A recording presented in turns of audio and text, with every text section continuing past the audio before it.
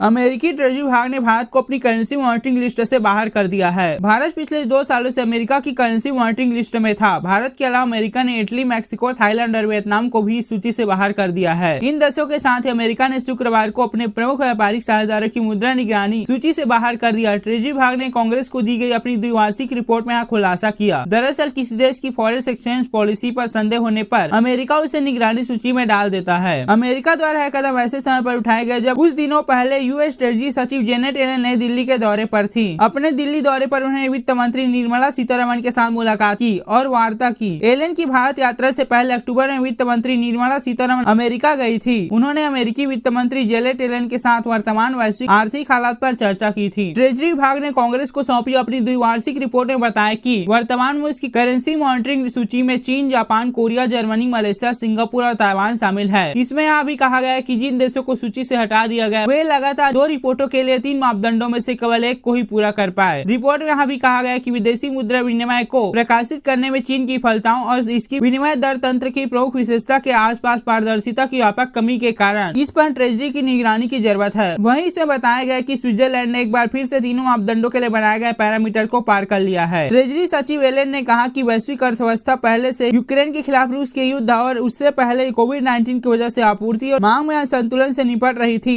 इन दोनों वजहों के कारण ही खाद्य, उर्वरक और ऊर्जा की कीमतों में वृद्धि हुई। इसके कारण वैश्विक मुद्रास्फीति और खाद्य सुरक्षा बढ़ रही है। उन्होंने कहा कि आने वाले समय में इससे निपटने की जरूरत होगी। इस रिपोर्ट के पहले अमेरिकी एनएसए जैक सुलिवान ने कहा था कि भारत अमेरिका साझेदारी को मजबूत करने के लिए दोनों नेता कई महत्वपूर्ण मुद्दों पर समान हितों को साझा करते हैं और मिलकर काम करने के लिए प्रयासरत हैं। जैक सुलिवान ने कहा, राष्ट्रपति जो बाइडेन इस बार होने वाले G20 सम्मेलन में प्रधानमंत्री नरेंद्र मोदी का रुख देखने के लिए उत्सुक है, क्योंकि अगले साल भारत G20 शिखर सम्मेलन की अध्यक्षता करेगा। इस दौरान अमेरिकी राष्ट्रपति की भारत यात्रा संभव है।